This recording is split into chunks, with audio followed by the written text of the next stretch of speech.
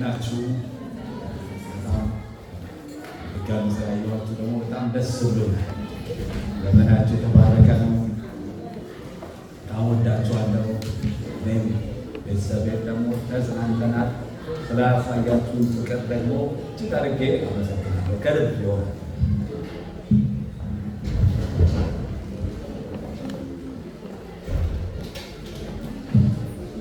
ከልብ የሆነ ፍቅር በጣም እግዚአብሔር ስለዛ እጅግ አመሰግናለሁ። ሐዋርያው ጳውሎስ ለቆሎሴን ለተሰሎንቄ ሰዎች ሲጽፍ በእናንተ ስላለ እምነትና ፍቅር እግዚአብሔር እጅግ አድርጌ አመሰግናለሁ እንዳለ በእውነት እምነትና ፍቅርን በዚህ ቸርች አይቻለሁ። ዘመናችሁ የተባረከ። አጠገባችሁ ያለውን ወንድም እህት ያዝ አድርጉና አንተ በጌታ የተወደድክ ነህ።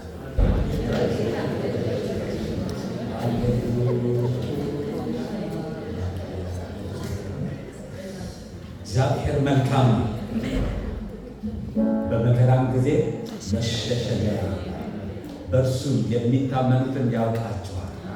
ሃሌሉያ! በጣም እንደዚህ ጊዜ ነው።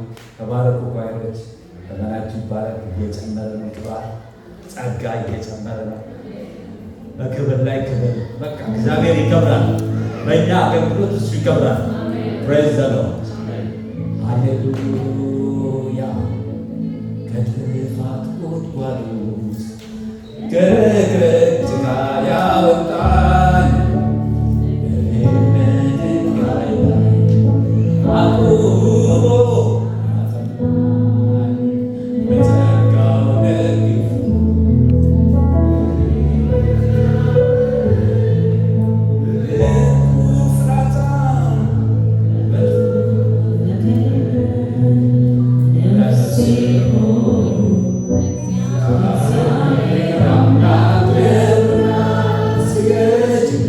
የሚሰገድለት አምላክ የምናከብረው የምንወደው ጌታ የናዝሬቱ ጌታ ኢየሱስ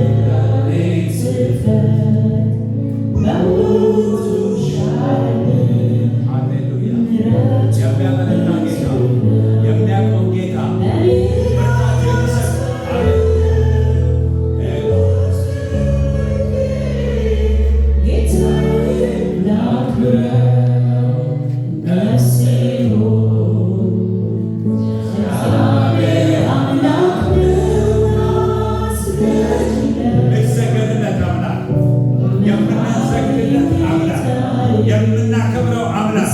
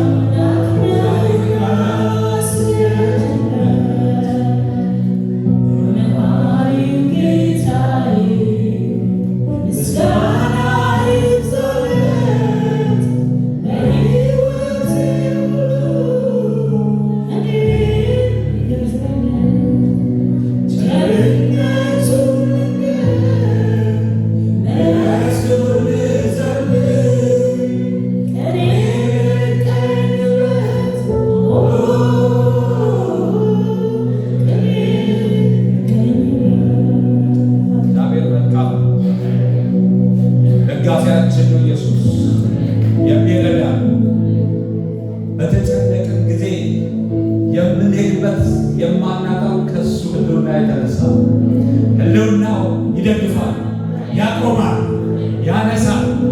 ሃሌሉያ! እግዚአብሔር ከኔ ጋር ነው። እግዚአብሔር ከእኛ ጋር ነው። የሚያበረታ እግዚአብሔር ከአንቺ ጋር አለ። የሚያቆም እግዚአብሔር ከአንተ ጋር አለ። በምንወጣበት በምንገባበት በማንኛውም ሁኔታ ውስጥ ከህልውናው ከጥበቃው የተነሳ እግዚአብሔር ከእኛ ጋር ከመኖሩ የተነሳ አንዳች አያስፈራንም። ሃሌሉያ! እግዚአብሔር ነው። እግዚአብሔር ነው። ምንም ለማድረግ ማንንም አማከረም። ብቻውን በቂ የሆነ የእኛ እርዳታ የማያስፈልገው እና ግን የእሱ እርዳታ የሚያስፈልገን የሚረዳን እግዚአብሔር ከእኛ ጋር የሚደግፍሽ። ሃሌሉያ! እግዚአብሔር መልካም አባት ሆይ ያመሰግንሃል። ክብር ለመንፈስ ቅዱስ ይሁን። ስለዚህ ጊዜ ባርክሃለሁ፣ ስለዚህ ሰዓት ባርክሃለሁ። አቤቱ አንደበቴ እግዚአብሔር ሆይ ቃልን መናገር ይሁን፣ እንደ መንፈስ የሆነው ጋር መገናኘት ይሁንላችሁ። አንደኛው ጥልቅ ሌላኛው ጥልቅ ይጠራል። በመንፈስ ያለው እግዚአብሔር አባት ሆይ ማስተላለፍ እንዲሆን በጌታ በኢየሱስ ስም ጸልያለሁ። ክብር ለመንፈስ ቅዱስ ይሁን። አሜን። ተባረኩ። ኢየሱስ ጌታ። ክብር ለመንፈስ ቅዱስ ይሁን። ዛሬ ላካፍላችሁ የፈለግኩት በአንድ ሀሳብ ዙሪያ ነው። የእግዚአብሔር ቃል እንደ ጥልቅ ባህር ነው አይደል? እንደ ጥልቅ ባህር ነው ይላል። አስተዋይ ሰው ጠልቆ ያወጣል።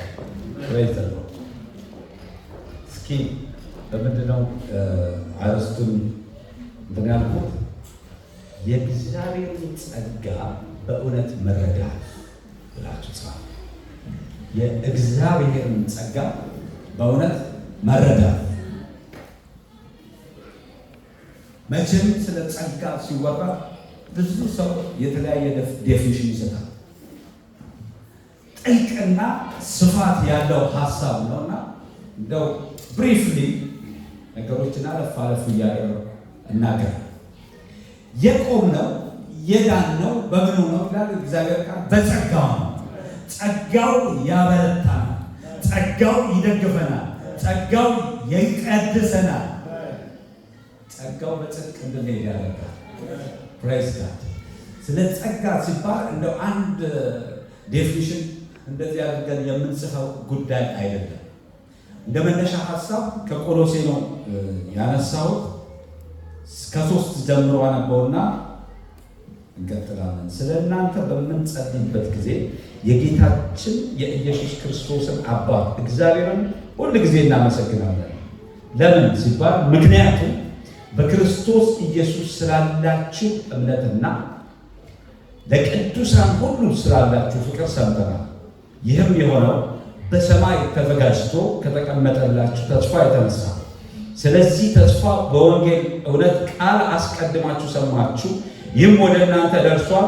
ይህም ወንጌል ከሰማችሁበትና የእግዚአብሔርን ጸጋ በእውነት ከተረዳችሁበት ቀን ጀምሮ በዓለም ዙሪያ እየሰራ እንዳለ ሁሉ በእናንተ ዘንድ ፍሬ እያፈራና እያደገ ነው። ፕሬዝ። ስለዚህ ጸጋውን በትክክል የተረዳ ሰው ምን ያመጣል እያለ ነው? ፍሬ ያፈራል። ምንድን ነው ጸጋ? ጸጋ ምንድን ነው? የእግዚአብሔር ጸጋ ስንል ምን ማለታችን ነው? የእግዚአብሔር ጸጋ እንደው ለመነሻ ለእኛ የማይገባን በእውቀት በችሎታ ሰርተን ልናመጣው በማንችልበት መንገድ ፌቨር ተሰጥቶን እግዚአብሔር እንዲሁ በነፃ የሰጠን ነገር ነው።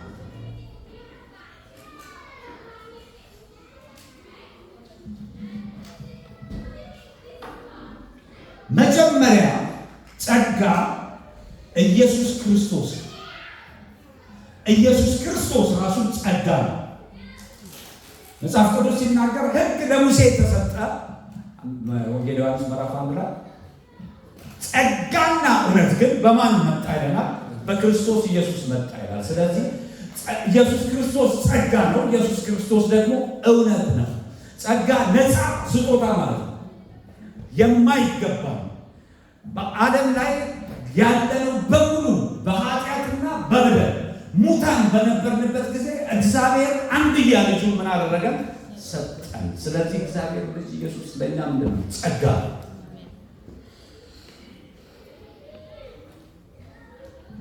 ኢየሱስ ክርስቶስ ጸጋ ነው።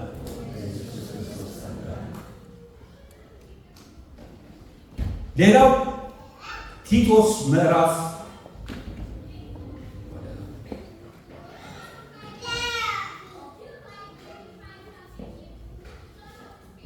2:11 ላይ ድነት የሚገኝበት የእግዚአብሔር ጸጋ።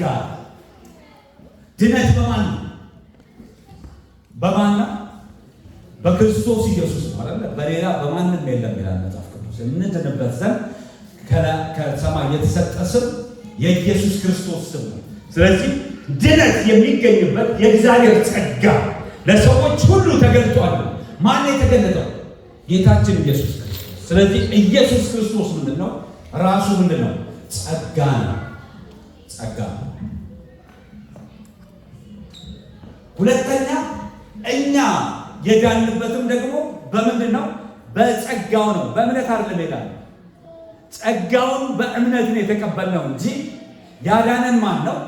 ጸጋው ነው። እናንተ በኃጢአታችሁና በበደላችሁ ምን ነበራችሁ ይለናል? ሙታን ነበራችሁ። እግዚአብሔር ግን ከታላቅ ምሕረቱ የተነሳ በእግዚአብሔር ጸጋ አዳነን። የዳናችሁ በጸጋ በእምነት ነው አይደል? ስለዚህ እግዚአብሔር አቫይላብል ያደረገው ምንድን ነው? ለእኛ ድነት ጸጋውን አቫይላብል አድርጓል። እኛ ደግሞ በምን ተቀበልን? ትንሽ ጋር ድምፅ ከኋላ አረ ኦኬ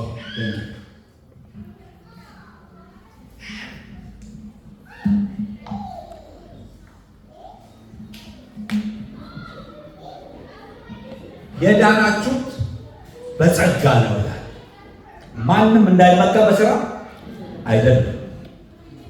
ምክንያቱም በስራ ሰርተን ከሆነ ምንም አይነት ስራ ካለበት ያ የእግዚአብሔር ጸጋ አይደለም፣ ጸጋ ስጦታ ነው ብለን የማይገባ እኛ ሰርተን ልናገኘው የማንችለው እግዚአብሔር እንዲሁ ስለወደደን የሰጠን ስጦታ ጸጋ። ከጨለማ ወደሚደነቀው የእግዚአብሔር ብርሃን የተሻገርነው በጸጋው ነው። ጸጋው ምን አድርጎናል? አስመልጦናል። ከጨለማ ወደሚደነቀው ብርሃን። ስለዚህ የዳነው በምንድን ነው? በጸጋው ነው። ጸጋውን ደግሞ በምን ተቀበልን? በእምነት ተቀበልን። ስለዚህ ሁለት ዴፊኒሽን ነገርኳቸው። አንደኛው ራሱ ክርስቶስ ኢየሱስ ምንድን ነው? ጸጋ ነው። ሁለተኛው ደግሞ የዳንበት ምንድን ነው? ጸጋ ይባላል። ከጨለማ ወደሚደነቅ ብርሃን የመጣ በጣም የሚገርመው የእግዚአብሔር አሰራር ሁሉ በሁሉ ነው። ደግሞ ድነት ለመጣለኛ አመልጠን ለመጣለኛ ደግሞ እንድንገላገል ምን ሰጥቶናል? ጸጋ ሰጥቶናል። ይሄኛው ጸጋ ልዩ ልዩ ነው። ስለዚህ እኔ ጋር ያለው እናንተ ጋር ላይኖር ይችላል። እናንተ ጋር ያለው አንዱ ጋር ላይኖር ይችላል። ህብረት የሚያስፈልግበት አንደኛውና ዋነኛው ምክንያት ጸጋ ለመግባት። አለበለዚያማ ቁጭ ብለን ቤት ውስጥ ያው የተለመደው ዩቲዩብ ወይም ቲክቶክ እየተቆጠ አይተላለፍም። በህብረት የሚተላለፍ በረከት በዩቲዩብ አታገኙት። እውቀት ነው የምታገኙት።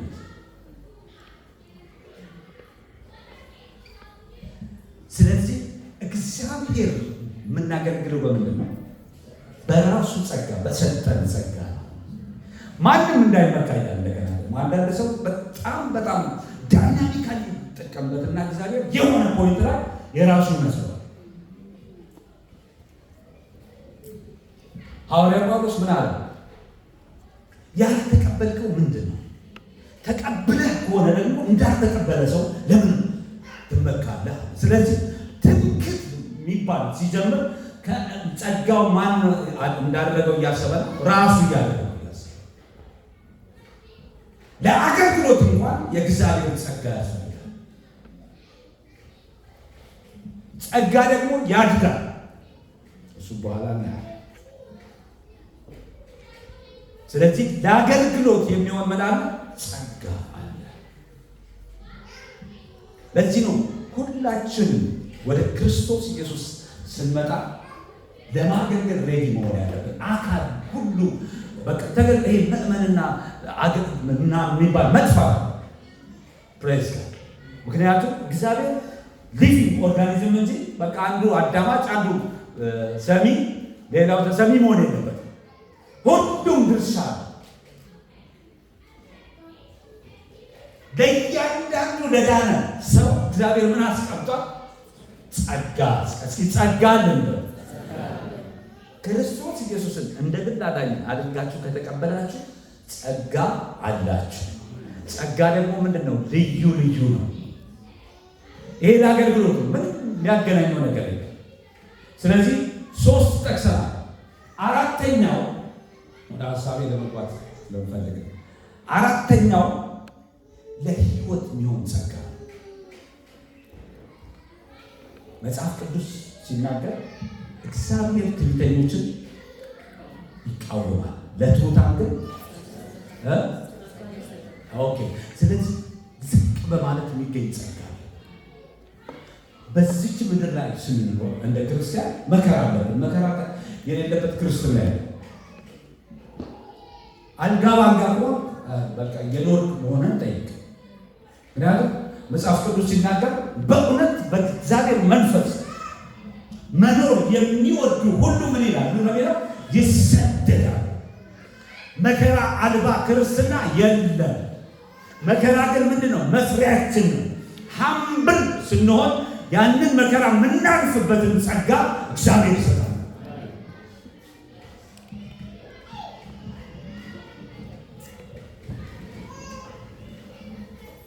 ታዲያ ይህንን ጸጋ መረዳት በጣም ያስፈልጋል።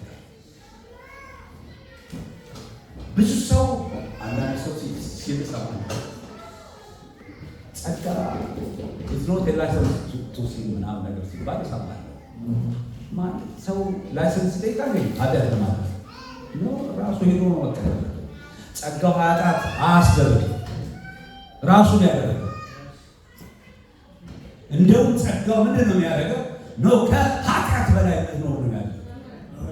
ከነገሮች በላይ በጣም በሚያስቸግር ሁኔታ ስታልፍ ታየዋለህ። ጸጋውን ተደግፈ ራስን ከተደገፍክ ግን ተሰጥቷል።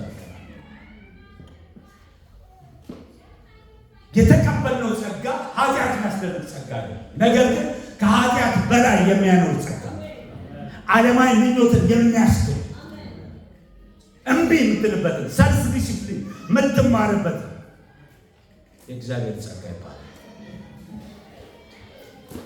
በደንብ ከተረዳ ጸጋው ከገባ ፍሬ ነው የምናፈራው።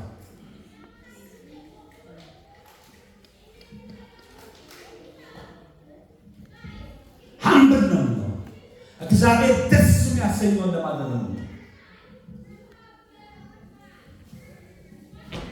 የእግዚአብሔር ጸጋ የማትችለው እንድትችል ያደርጋል። ቆም ብለህ ስታይ ኖ ይሄን ያለፍኩት እኔ አይደለሁም። ስለዚህ ክብር ለሚገባው ክብር ትሰጣለህ። አንተ እንዳልተሻገርክ ስለሚገባ ያሻገረህን እግዚአብሔር ማመስገን ይችላል። ቆሮንቶስ ምዕራፍ 15 ላይ ሐዋርያው ጳውሎስ እንደዚህ 15:9 እኔ ከሐዋርያት ሁሉ የማንስ ነኝ።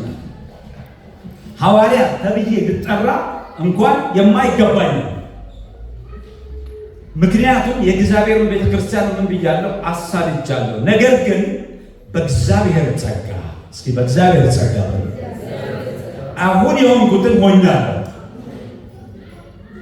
ለእኔ የተሰጠኝ ጸጋ ከንቱ አልሆነም፣ እንዲያውም ከሁሉ በላይ በትጋት ሰርቻለሁ። አሁን እዚህ ጋር ሲናገር የትዕቢት ይመስላል። ልብ በሉ፣ እንዳልሆነ እንድታውቁ ደግሞ ፈልጋለሁ። ከሁሉ በላይ ሰርቻለሁ። ዳሩ ግን እኔ ሳልሆን ከእኔ ጋር ያለው ማን ነው? የእግዚአብሔር ጸጋ ነው። ስለዚህ አክኖሌጅ የሚያደርገው ማን ነው? ጸጋው ነው። እውነት ነው። ሐዋርያው ጳውሎስ እስካሁን ድረስ በመልእክቱ እየተናገረ ነው። በዘመኑ ምናልባት ክርስቲያን ሆነው ያልተቀበሉት ሰዎች አሉ። እሱን አለመቀበል ምንም ችግር አልነበረበትም። በአሁን ግን ሐዋርያ ጳውሎስን አልቀበልም ካለ መጽሐፍ ቅዱስን ያለመቀበል ያህል፣ ምክንያቱም ከግማሽ በላይ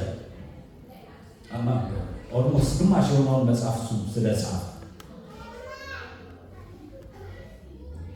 ያንን ሁሉ የሰራ ሐዋርያ ጳውሎስ ለማን ክብር ይሰጣል? ለእግዚአብሔር ጸጋ። ፍሬውን ያፈራው በእውነት ጸጋውን ስለተረዳ።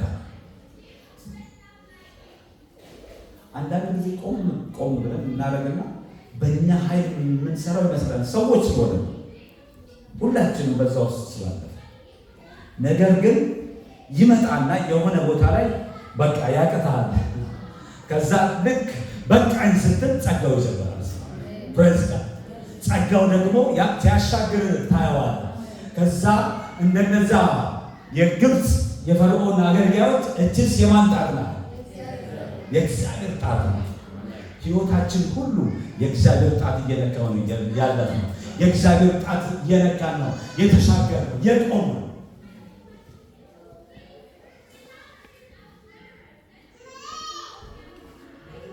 ዳሩ ግን እኔ ሳልሆን ከኔ ጋር ያለው የእግዚአብሔር ጸጋ ነው። እንግዲህ እኔም ሆንኩ እነርሱ የምንሰብከው ይህን ነው። ይህንን ጸጋ ፕሮፐርሊ መረዳት ግን ያስፈልጋል። በእውነት ጸጋውን የተረዳ መጀመሪያ አንድ በሉ በእምነት ይመላለሳል። በትክክል ጸጋውን የተረዳ ሰው የእምነት ሰው ይሆናል። ብዙ ጊዜ እምነትን እኔ አንደርስታንድ ብዙ ሰው ያደረገው አይመስልም። ምክንያቱም ብዙ ሰዎች እምነትን ከስራ ሲለዩ ታያለ። እምነትን ከስራ መለየት አይቻልም። የዳነ ሰው ያመነ ሰው በእምነት የሚመላለሰው በእምነት የሚወጣው በእምነት የሚገባው የሚታየው እምነቱ አይደለም። ምኑ ነው የሚታየው? ስራው ነው የሚታየው። ለመዳን ሳይሆን ስለ ዳነ አንድ ሰው መዳኑ የሚታወቀው በስራ ሲመላለስ።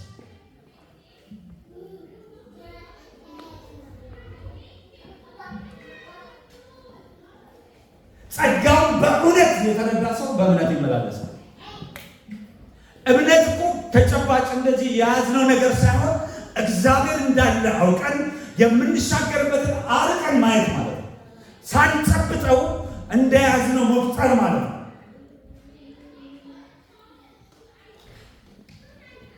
ይዞች በሌላ ሲንግ ኢዝ ብሊቪንግ ግን ክርስቲያን ምንድን ነው? ብሊቪንግ ኢዝ ሲንግ። የምናየው ስናምን አምነን አይደለም። አምነን ነው ምንድነው? አይተን አይደለም። አይቶማ ማንም ያምናል። ቶማስም አምነው ልክ ሲያው ጌታዬም አምላኬ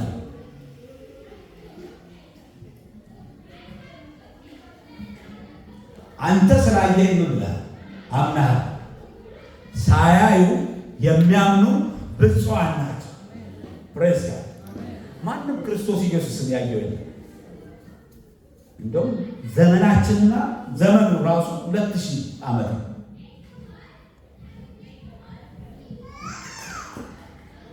አይተን ነው ያመነው አይደል? ሲሞት ነበራችሁ? ሲነሳ ነበራችሁ? አልነበራችሁ?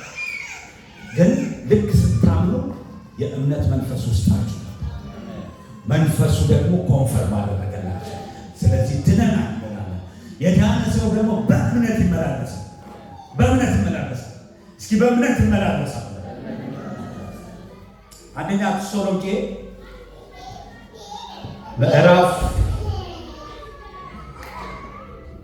1 ላይ ከ3 ጀምሮ ከእምነት የሆነው ምናችሁ ይላል? ስራችሁ። ይህን መስበክ ብዙም አያስፈልግም። ምክንያቱም ስራ የሌለው እምነት አይደለም። ሰውየው አምናለሁ ሊል ይችላል እንጂ አላመንም።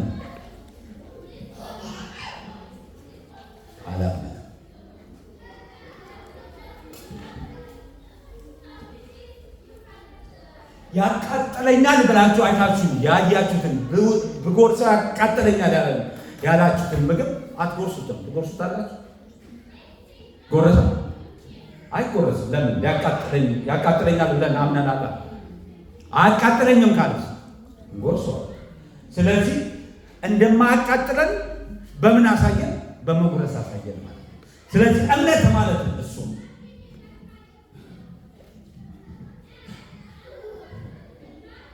ዝናብ እንደሚዘንብ ሰዓት ይህን ጃኬት አድርጌ ነው አሁን ያየሁት እንትን ላይ ነው። አፕ ላይ ነው። አፑን አሜን ይዘንባል ስለሚል ጃኬት ማመኔን በምን አረጋገጥ? በጃኬት ኦኬ። ስለዚህ ይኸውላችሁ ስራ ያላስከተለ እምነት አይደለም። ያዕቆብ እንዲናገረን የፈለገው እሱ ነው። ሊለያየው ፈልጎ አይደለም። አንተ እምነትን ከስራ ላይ የታሳየኝ በፍጹም ኢምፖሲብል። አብርሃም እኮ ልጁን ሄዶ ሊያርደው የፈለገው እኮ እንደሚነሳ ቢሞት እንኳን እንደሚነሳ ስላመነ አይደል? ማን ነው ልጁን ሄዶ እንዲሰው? እግዚአብሔር ግን መጣና ነው በዚህ በልጅ በይስሐቅ በሱ ነው ኪዳን ማስቀጥለው። ስለዚህ በኪዳን በሱ ይቀጥላል የተባለለት ይስሐቅ ደግሞ ሄደ ሞሪያ ተራራ ላይ እረደው ሲባል እምነት ካልሆነ ምን ሊያደርገው ይችላል? በጣም ይደንቀኛል። ቀጥ ብሎ ይዞት ሄዶ እሱ እንደውም የመሰለው ምንድን ነው? በቃ አርገዋል፣ ከሞት ያስነሳዋል። ስለዚህ የሞት አምሳያ ሆኖ አገኘው። አክሽኑን ያመጣው ምኑ ነው? እምነቱ ነው። በእውነት የእግዚአብሔርን ጸጋ የተረዳ ሰው ደግሞ ያምናል፣ ይንቀሳቀሳል። አንዳንድ ጊዜ ይገርመኛል። እንዴት ነው እግዚአብሔር የምናምነው ብዬ አስባለሁ። ለዚህ ነው ቃሉን ሁሉ ጊዜ ማንበብ ያለብን አይደል? ምን እንዲመጣ? እምነት እንዲመጣ። ጠላት ትልቁ ታርጌቱ እምነታችሁን ማስተዋል። ሌላ ምንም ነገር ሊሰርቅ የሚመጣው ብር አይደለም። ብርማ ከፈለገ ይሰጣል። ምድርና ሞላ የሌለ ብሎ አልቋል። ሰርቆ ቢሆንም ምድርና ሞላ የሱ የዓለም አምላክ ለኢየሱስም እኮ ብሎታል። ብትሰግድ ይሄን ሁሉ የሚሰርቀው እምነትን። እምነት አንድ ሰው ከተመታ እምነቱ ከተመታ በቃ ላይፍ ሜስ።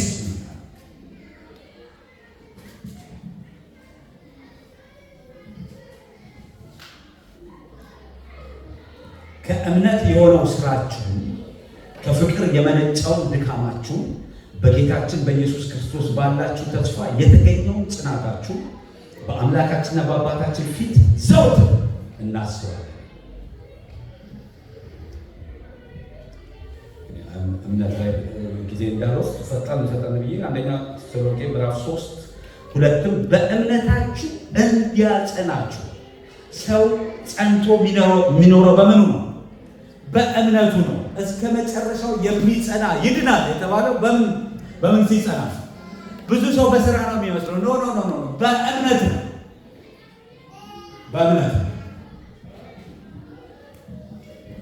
በእምነታችሁ እንዲያጸናችሁ እንዲያበረታችሁ ወንድማችንን በክርስቶስ ወንጌል ስራ ከኛ ጋር የእግዚአብሔር አገልጋይ የሆነውን ጢሞቴዎስን ልከንላቸዋል። ይኸውም በዚህ ፈተና ማንም እንዳይናወጥ። በምን ፈተና?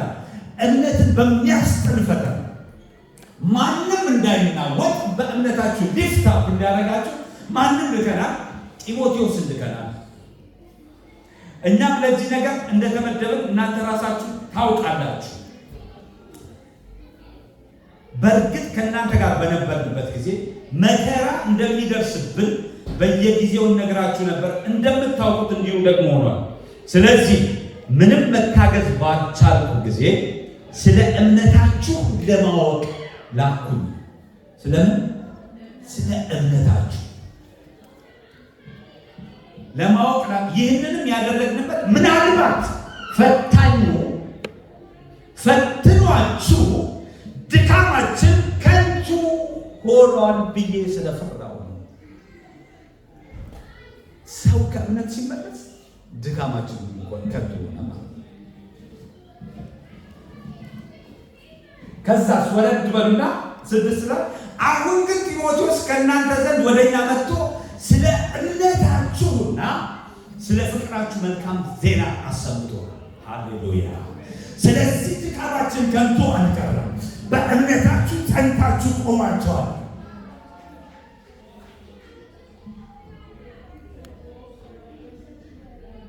ሰባት ላይ ስለዚህ ወንድሞች በጭንቀታችንና በመከራችን ሁሉ በእምነታችሁ ምክንያት በእናንተ ምናምን ተጽናና።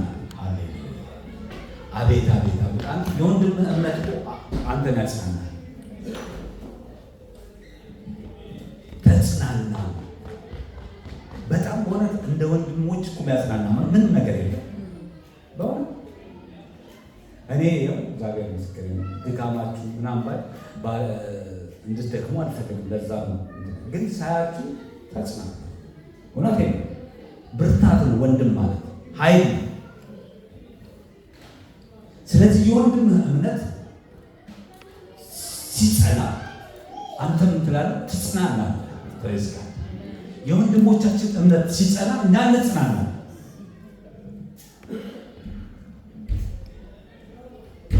በጌታ ጸንታችሁ ስለቆማችሁ በእርግጥ አሁን በሕይወት እንኖራለን። ፕሬዝ ጋድ። ኢየሱስ ጌታ። ስለዚህ በእውነት የእግዚአብሔር ጸጋ መረዳት በእምነት እንድንኖር ያደርገናል። እምነት እኮ ሲጀመርም እምነት ነው፣ ፍሬም ሆኖ ደግሞ ገላትያ ላይ መጥቶ ፍሬ ዲስፕሌይ የሚደረግበት እንጂ ዋናው ፕሮሰሱ አይደለም አይደል? ፕሮሰሱን ያለፈ ነው ፍሬው የሚታየው። ቅርንጫፉ ላይ አይደል የሚታየው ፍሬው። ስለዚህ ዛፉ በደንብ ውሃ ካልጠጣ ካልተኮተኮተ እንትን ካላለ ፍሬ ላያፈራ ይችላል። አሁን ደግሞ ቅርንጫፍ ከግንዱ ጋር ካልተጣበቀ አይደለም የሚለው። በምንድን ነው የሚጣበቀው ካላችሁ በእምነት ነው።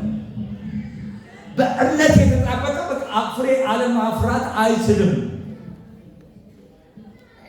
አይቻልም። ከክርስቶስ ጋር ተጣብቆ በእምነት ፍሬ አለማፍራት አይቻልም። እምቢ የምንለው በእምነት አይደል? ምዕራፍ 11 እኮ ስለ እምነት ጀግኖች ያወራል አይደል? ያወራል በእምነት እንደዚህ ያደረጉ በእምነት በጣም የሚደንቀው ወደታች ደግሞ ይህን ዓለም ክደው በእምነት ምን አሉ? ሞቱ። ፕሬዝ ጋድ። ለአመንከው አምላክ ሞት ድረስ ከሆነ ትሞታ። ፕሬዝ ጋድ። ሚሳቅ ሲድራቅና አብደናጎ እነዚህ በአውራጃ ላይ አስተዳዳሪ አድርገህ ሾምካቸው። አንተ ላቆምከው ምስል ምን አይሉ አይሰግዱም። ከዛ ናቡከደነፆር እጅግ ተቆጣ። ተቆጥቶ ሜሽር መውሰድ ነበረበት።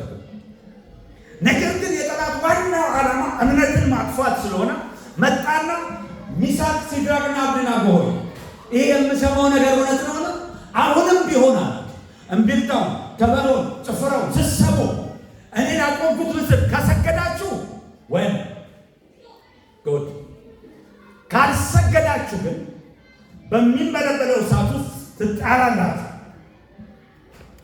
ከእጄ ሊያድናችሁ የሚችል ማን ነው? በትዕቢት የተናገረን በእምነት ነው ብትለው። ሃሌሉያ! ክቡር ንጉሥ ሆይ 1000 ዓመት ንገሥ። አንተ ላቆምከው ምስል መቼም እስኪ መቼም በል አልሰግድም። አንተ ብታቆመው እኛ ምን አንሰግድም። ከእጅህ ደግሞ ሊያድነን ይችላል። እግዚአብሔር ይቻለዋል፣ ኃይል አለው፣ ብርታት አለው። ያመንኩት ጌታ ያስመልጠኛል። ነገር ግን ቁርጥህን ወቅ ባድነንም እንኳን ሃሌሉያ አንተ ላቆምከው ምስል ኔቨር አልሰግድም። ሃሌሉያ በእምነት እምቢ ማለት ይቻላል።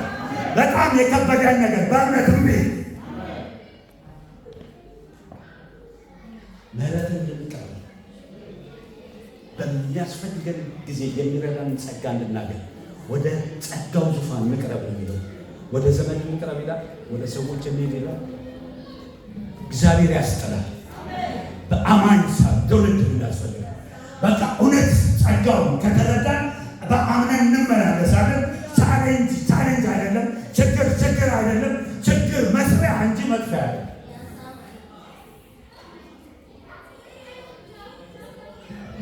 መጥፊያ አይደለም።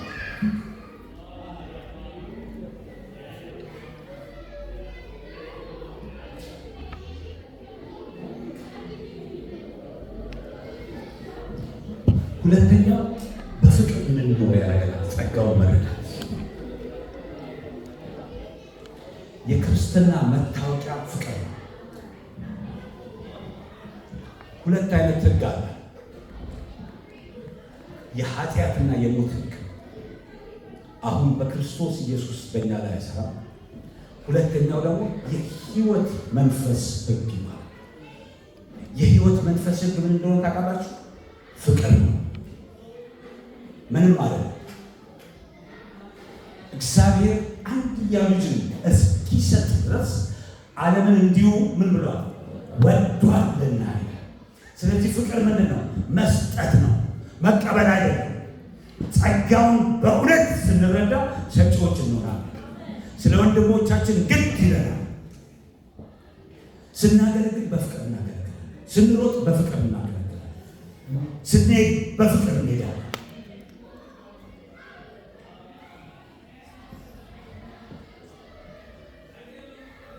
ጌታችን ኢየሱስ ክርስቶስ መጨረሻውን ራት አብሮ ከበላ በኋላ እንደሚሄድ ነገራቸው።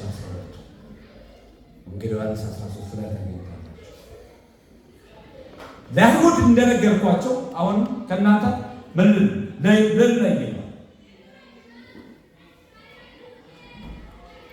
አዲስ ትእዛዝ ግን እሰጣችኋለሁ፣ እኔ እንደወደድኳችሁ እርስ በርሳችሁ ምን በሉ ተዋደዱ።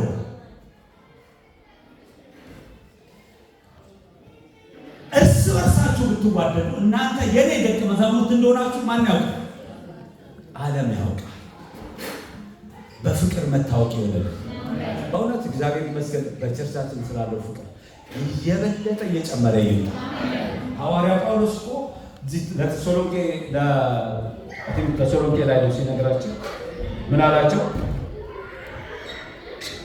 4:10 ላይ በመላይቱ መቄዶንያ የሚገኙት ወንድሞች ሁሉ እንደምትወዷቸው የታወቀ ነው። አፍቃሪዎች ነበሩ የተሰሎንቄ ሰዎች። ነገር ግን ወንድሞች ከዚህ በበለጠ እንድትገፉበት እንመክራቸዋለን። አሌሉያ። እስኪ ፍቅር ይጨምራል፣ እየጨመረ በሕይወቴ ይመጣል። ፍቅር ምንድን ነው? መስጠት ነው። ብዙ ሰው አንዳንድ ጊዜ ያኮርፍናል፣ ከቸርች ይቀራል አይደል? ከበረከት ነው የሚጎለው። ከዛ ምንድን ነው ምን ወንክ ሲባል ፍቅር የለም ይላል። ማነው ፍቅር ጠብቁ ያለ? ስጡን የተባለው እስኪ ስጥ ነው። እዳዬ ፍቅር ብቻ ነው።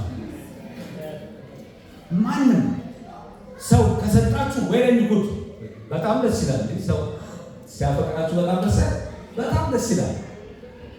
ግን እንዲያፈቅሯችሁ አድርጉ ይላል። እግዚአብሔር አፍቅሩ ነው አይደል? ስለዚህ ፍቅር ምንድን ነው? መስጠት ነው። እሰጣለሁ። ጸጋውን በእውነት የተረዳ ሰው የፍቅር ሰው ነው።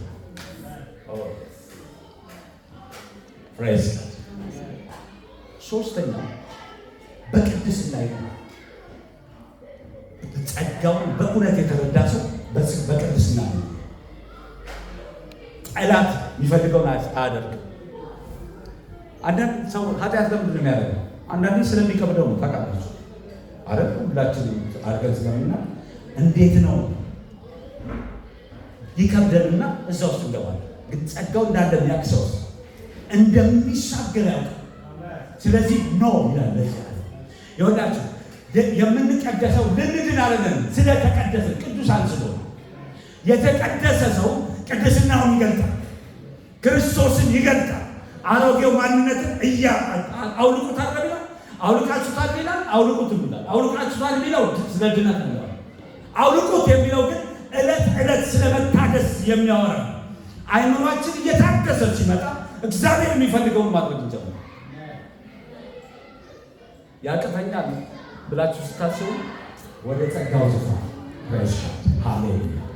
አንተ ተራራዊ ምንድነት ነው? በእኔ ፊት ደልዳላ ሜዳ ትሆናለህ። ለምን ያሻግራል? ጸጋው ማንንም አይቶ አይፈራም። ስለዚህ በጸጋው የሚደገፍ ጸጋውን የተረዳ ሰው ተቀድሶ ነው። ኢየሱስ ያድናል። ሃሌሉያ። ምሕረት ካዩ ጸጋ ካዩ አንተ ዘብፃዓኒ ካባይ ዝኾነ ነገር የለን ካባይ ዝኾነ ነገር የለን ባኻዩ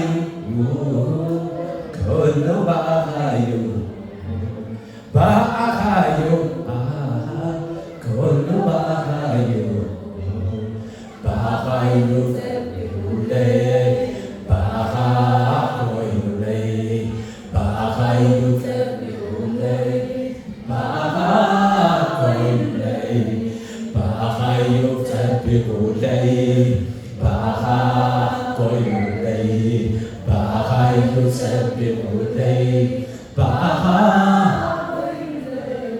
ኢየሱስ ጌታ ነው። ብዙ ሰው ራሱ አይቀደስም፣ ሰው እንዲቀደስለት ይጠብቃል። ኖ እኔ ራሴ እቀደሳለሁ። እግዚአብሔር ጸጋ ያሻግረኛል፣ ለእግዚአብሔር ጸጋ ይረዳኛል። ሃሌሉያ። ወንድም ሲወድቅ ብታየው አንሳው፣ እሱ ላይ አትፍረድ። ነገር ግን እኛ ራሳችን የጻድቅ አይኖች ወደ ማን ናቸው ይላል? ወደ ራሱ ናቸው። ጸጋውን የተደገፈ ሰው ቀደሰ እምቢ ይላል። ሃሌሉያ። ጸጋው ዓለማዊ ምኞትን ክደን ይላል። በዚች ምድር ላይ በጽድቅ እግዚአብሔርን በመፍራት እንድንኖር ያስተምረናል እንጂ ያስገድደናል አይደለም። ምርጫ ነው። ሰው ኃጢአት ሲያደርግ አጥቶት ሊሆን ይችላል፣ በጸጋው ስላልተደገፈ። በጸጋው የተደገፈ ሰው ግን ኃጢአትን ያሸንፋል። ለምን? እኛ ከኃጢአት በታች አይደለንም። ከምኑ በታች ነው? ከጸጋው በታች ነው።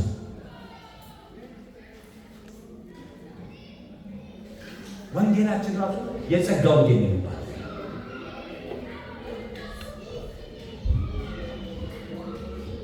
የመንግስቱ ወንጌል እና የጸጋው ወንጌል ልዩነት አለ። ብዙ ሰው ባለፈው እንግዲህ አክስቴ መጣ ነበር፣ አጎቴ መጥተው ነበር። እንግዲህ በጌታ አልነበሩ። እግዚአብሔር እድሉን ሰጠን። እኛ ተናገርን፣ ያው እግዚአብሔር ይሰራል ብለን እናምናለን። እና በጣም ሰርፕራይዝ ያደረገኝ ግን የአክስቴ ነው። እያወራን እያለ ስለ እግዚአብሔር ቃል በደንብ ከባቢል ውስጥ በደንብ እየጠቀሰች ትናገር ነበር። በጣም ሰርፕራይዝ። ከዛ ያው ዲስከሽን ተነሳና ስለ ማቴዎስ 26 በቀኝ ያሉትን በግራ ያሉትን ምናምን የሚለው ታዲያ ነው የሚል ዲስከሽን። እንኳን በጌታ ላልሆነ ሰው ለክርስቲያኑ አስቸጋሪ ነው በጌታ ነው። ምክንያቱም ያንን የኛ አድርገን ወስደናል።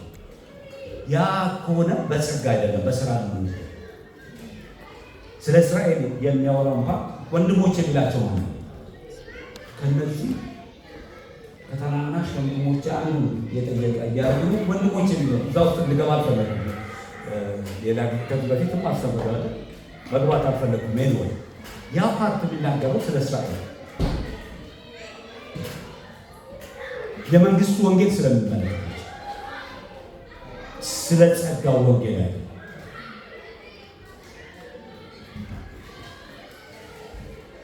ሐዋርያት ሥራ 20 ላይ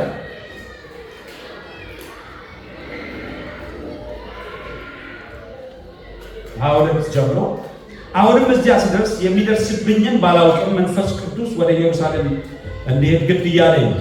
ነገር ግን በሚሄድባቸው ከተሞች ሁሉ እስራትና መከራ እንደሚጠብቀኝ መንፈስ ቅዱስ ይመሰክርልኛል። ይሁን እንጂ ከጌታ ከኢየሱስ የተቀበልኩትን ሩጫዬና የእግዚአብሔርን የጸጋ ወንጌል የመመስከር አገልግሎቴን ብፈጽም ለእኔ ሕይወቴ ከምንም እንደማይቆጠር ባይቆጠር እንደ ከንቱ ነገር ነው። ሃሌሉያ። ያስጨከነው ምንድን ነው ካላችሁ ጸጋው ነው። ጸጋው ነው። አይሁድ ክፉዎች ነበሩ። 40 እንዳይሞላ 39 ላይ ያቆማል። ምክንያቱም በሕጋቸው ምን ተብሎ ተጽፏል? ወንድምህ የተረገመ እንዳይሆን 40 ከሞላ ታዋርደዋለህና 40 እንዳትገርፈው ይላል። እነሱ አከታትለው መግረፍ ስለፈለጉ 39 ላይ ያቆማል። ምን አለ 30 ላይ ቢያቆሙ ሁሏንም እንዲቀምሳት አንዷ ከተጨመረች ስለሚያቆሙ 39 ላይ ያቆማል። 5 ጊዜ ተገርፌያለሁ።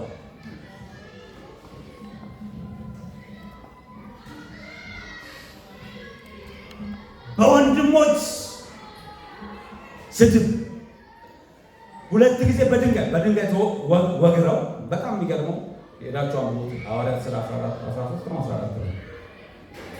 አምላክ ነው ብለው ሊሰሙለት ባሉበት ሀገር ውስጥ በድንጋይ ወግረው ያባረሩ።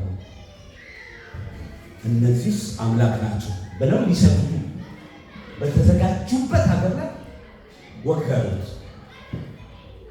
ይህንን ሁሉ ያስቻለው ምንድን ነው? የእግዚአብሔር ጸጋ ነው።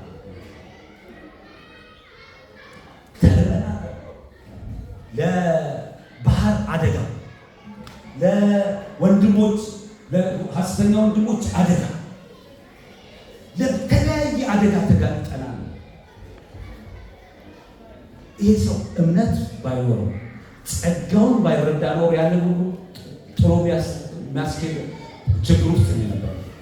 ነገር ግን የእግዚአብሔር ጸጋ በእውነት ስለተረዳ ተሻገረ። አራተኛውና የመጨረሻው ህብረት። በእውነት የእግዚአብሔርን ጸጋ የተረዳ ሰው ህብረት ያደርጋል።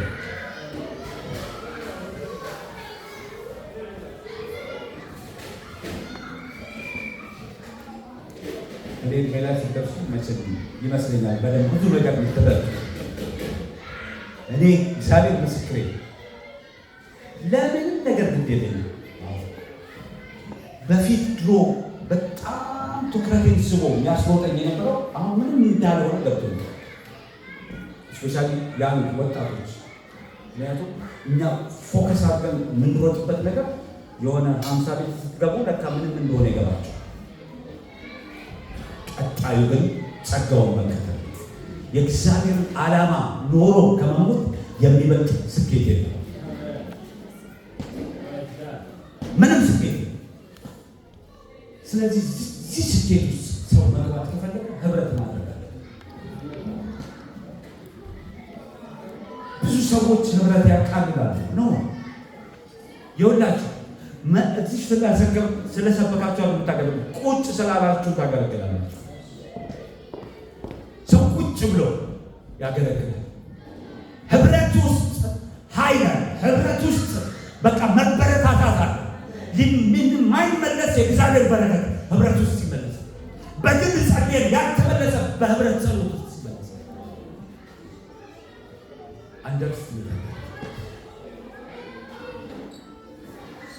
ወንድሞች በህብረት ቢሆኑ እንዴት መልካም ነው! እጅግስ ምን ያህል ያማረ ነው! አሮን ላይ እንደሚፈስ ዘይቱ ፈሶ ወዴት ነው የሚሄደው? ወደ አካሉ ነው የሚሄደው። ከእግዚአብሔር ልጅ ኢየሱስ የመጣውን በረከት መካፈል ትፈልጋላችሁ? ህብረት ውስጥ አትጥፉ።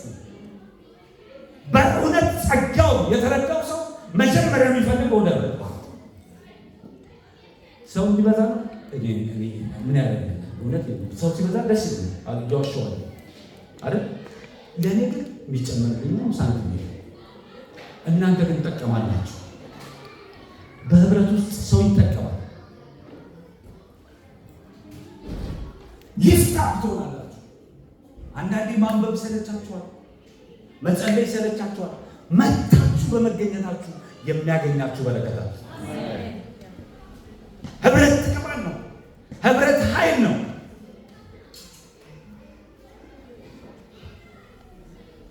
ዘመኑ በተቃረበ ጊዜ መሰብሰባችሁ ምን አትበሉ፣ አትተዉ።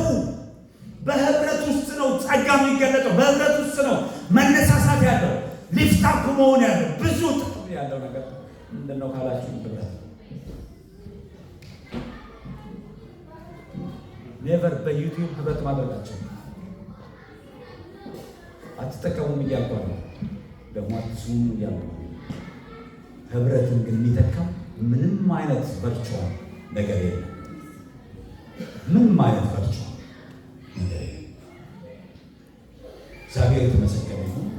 ብዙ አለ። እኔ ለሱ አራቱ ብቻ ነው መጥቀስ ተፈለገ እና በጣም ደስ የሚለኝ እንደ የወንድሞች በህብረት ሲሆኑ እንደ ውድ ምንድን ነው ሽቱ ነው። በአርሞኒየም ተራራ ላይ እንዳለ ጠል ነው ይላል። አርሞኒየም ተራራ ሁል ጊዜ በረዶ ነው ከላይ እና ወደ 12 በአማርኛ 6 ሰዓት አካባቢ ሲሆን በረዶ ይቀልጥና ተራራው ምን ያደርገዋል? ያጠጣዋል። ስለዚህ ሁሌ ለምለም ነው። በህብረት የሚመላለስ ሰው እየለመለመ ነው የሚሄደው። እንደዚህ ባይገባ ንግግሮችን ይናገራሉ ሰዎች። በጌታ ነው ወይስ በቸርች? ቸርችን ከጌታ መለየት አይቻልም። አካሉ ናት። ሐዋርያ ጳውሎስን እኮ ለምን ታሳድደኛለህ ወደ ደማስቆ ሲል መቼ ሲል እንዴ ደቀ መዛሙርቴን የምታባርሯታ እጄን እኮ እያባረረ እግሬን እያባረረ። ስለዚህ ቸርችን ከክርስቶስ መለየት አይቻልም። ኢትስ ኢምፖሲብል። የሆነ ሴፓሬት ነገር አናድርገው። አካል ራስ ነው። ኢየሱስ የቤተ ክርስቲያን ምንድን ነው? ራስ ነው።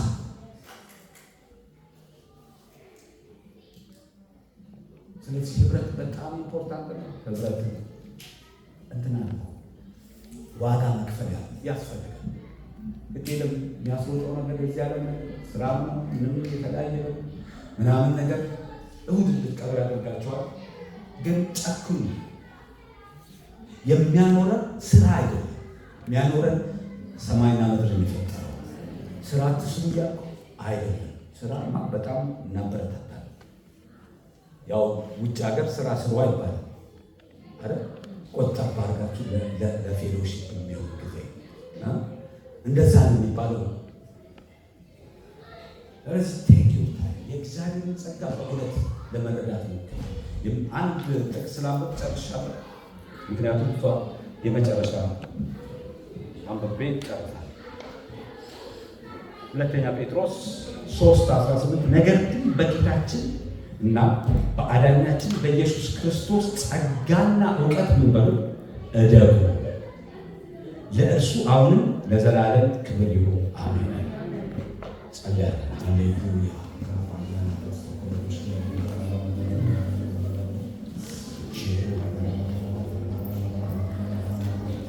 መውደዱ እንደ ሰው ቢሆን አለቄ ነበር በሥጋ ያልኩኝ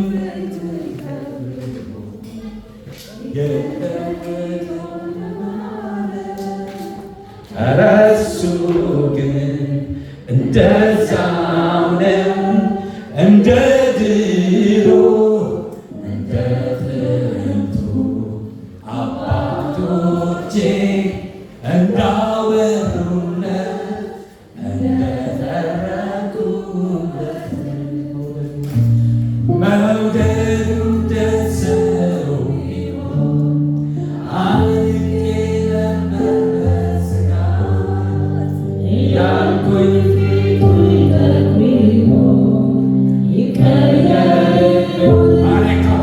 አይለወጥም።